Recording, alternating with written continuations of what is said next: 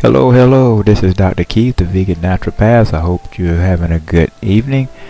We have another quick natural news, quick wellness news nugget for you here. Excellent article is from forksoverknives.com. I'm sure many of you have seen that documentary, and it's by Michelle McMackin, a medical doctor. She's a board-certified internal medicine physician and an assistant professor of medicine at NYU School of Medicine. It's a very interesting article, and the name of this article is entitled 7 Things That Happen When You Stop Eating Meat. And first, let's go down and look at this. This is very interesting. Number one, she says you'll reduce inflammation in your body. She goes on to say if you're eating meat, cheese, and highly processed foods, chances are you have elevated levels of inflammation in your body. She points out while short-term inflammation such as after an injury is normal and necessary, inflammation that lasts for months or years is not, and chronic inflammation has been linked to the development of atherosclerosis, heart attack, strokes, diabetes, and autoimmune diseases, among other conditions. This is very true. You don't want to have inflammation in your body for months or years. It is a marker for many diseases. She goes on to point out next that in contrast, plant-based diets are naturally anti-inflammatory because they are high in fiber, high in antioxidants, as well as other phytonutrients, and much lower in inflammatory triggers like saturated fats and endotoxins. Endotoxins are toxins released from bacteria that are commonly found in animal foods. She goes on to point out how studies have shown that people who adopt plant-based diets can dramatically lower their level of C-reactive protein, which is an indicator of inflammation in the body. So again, those are some of the things that you can do, some of the things that occur in the body with respect to inflammation once you adopt a plant-based diet. Number two she has is, your blood cholesterol levels will plummet. She goes on to point out how elevated blood cholesterol is a key factor for heart disease and strokes, 2 of the leading killers in the United States. She points out how saturated fat, primarily found in meat, poultry, cheese, and other animal products, is a major driver of our blood cholesterol levels. In fact, in short, you can only get cholesterol, the bad cholesterol, LDL cholesterol, by eating animal products. The body does produce HDL, but if you're eating animal products and you have high cholesterol, that's where you're getting it from, the bad cholesterol, the LDL, as opposed to the good cholesterol, the HDL. She points out how whole food, plant-based diets reduce blood cholesterol because they tend to be very low in saturated fat and they contain 0 cholesterol. She says, moreover, that plant-based diets are high in fiber, which further reduces blood cholesterol levels. And she points out how soy has also been shown to play a role in lowering cholesterol for those who choose to include it in their diet. She goes on to point out how you give your body a microbiome makeover. She says the trillions of microorganisms living in our bodies are collectively called the microbiome. Increasingly, she says these microorganisms are being recognized as crucial to our overall health. Not only do they help us digest our food, but they produce critical nutrients. They train our immune systems, turn genes on and off, keep our gut tissue healthy, and help protect us from cancer. She points out that studies have also shown they play a role in obesity and diabetes and atherosclerosis, autoimmune disease, and inflammatory bowel disease, as well as liver disease. And she points out how plant foods help shape a healthy intestinal microbiome. She says that the fiber in plant foods rather promotes the growth of friendly bacteria in our guts. On the other hand, fiber-poor diets, such as those that are high in dairy, eggs, and meat, can actually foster the growth of disease-promoting bacteria. And she points out some landmark studies that have actually shown that when omnivores eat choline or carnitine found in meat, poultry, seafood, eggs, and dairy, gut bacteria make a substance that is converted by our liver to a toxic product called TMAO.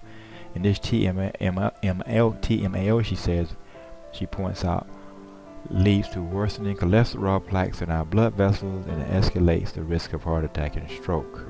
She says further that interestingly, people eating plant-based diets make little or no TMAO after a meat-containing meal because they have a totally different gut microbiome. It takes only a few days for our gut bacteria patterns to change, however.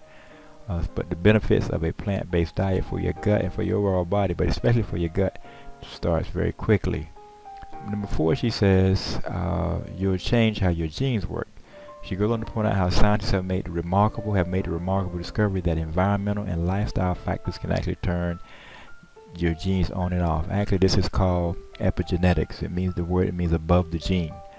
And she points out how our diet, our lifestyle, certain herbs even, can turn genes on or turn genes off. In other words, it affects the expression of the genes. In fact, she says, for example, the antioxidants and other nutrients we eat in whole plant foods can actually change gene expression to optimize how our cells repair damaged DNA. She says further, research has shown that lifestyle changes, including a plant-based diet, can decrease the expression of cancer genes in men with low-risk prostate cancer. She says we've even seen, she says, that a plant-based diet along with other lifestyle changes can lengthen our telomeres, or in other words, the caps at the end of our chromosomes that help keep our DNA stable. She says this might mean that our cells and tissues age more slowly, since this is associated with aging and earlier death. Number 5, she says you dramatically reduce your chances of getting type 2 diabetes. An estimated 38% of Americans have prediabetes, a precursor to type 2 diabetes, and I would add to that as well that you have many people who are also insulin resistant, which is a precursor to being pre-diabetic, which is a precursor to being diabetic. She goes on to point out how animal protein, especially red and processed meats, have been shown in study after study to increase the risk of type 2 diabetes. She says in the Adventist population, meaning the Seventh-day Adventist population, which is a Christian denomination, she says in the Adventist population, omnivores have double the rate of diabetes compared with vegans, even accounting for differences in body weight. She says further that in fact in this population, eating meat once a week or more over a 17-year period increased the risk of diabetes by 74%. Similarly, she says in the health professionals follow-up study and nurses health study, increasing red meat intake by more than just half a serving per day was associated with a 48% increased risk in diabetes over a 4-year period. Interesting. We'll jump down to number 6. She says you'll get the right amount and the right type of protein. She says the average omnivore in the U.S. gets more than 1.5 times the optimal amount of protein, and most of it is from animal sources. Contrary to popular perception, she points out, this excess protein does not make us stronger or leaner. Excess protein is stored as fat or turned into waste, and animal protein is a major cause of weight gain, heart disease, diabetes, inflammation, and cancer.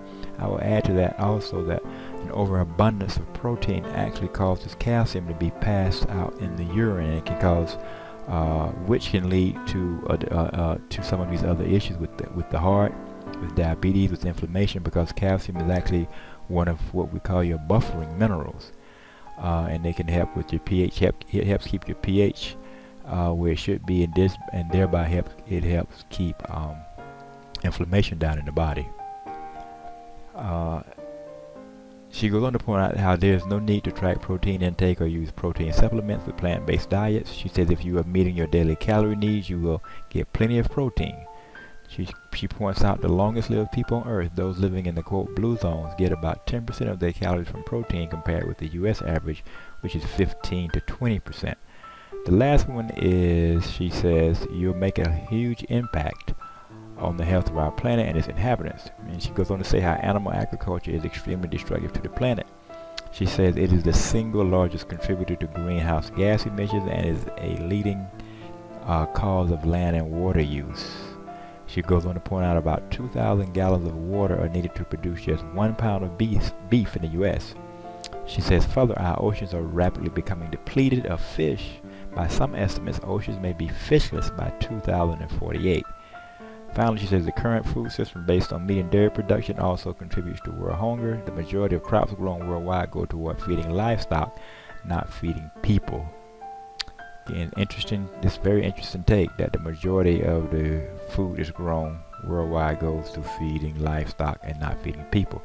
Glad you joined me. Very interesting article. This has been the Vegan Naturopath, Dr. Keith Henry, with another quick wellness news nugget. Until next time, take care.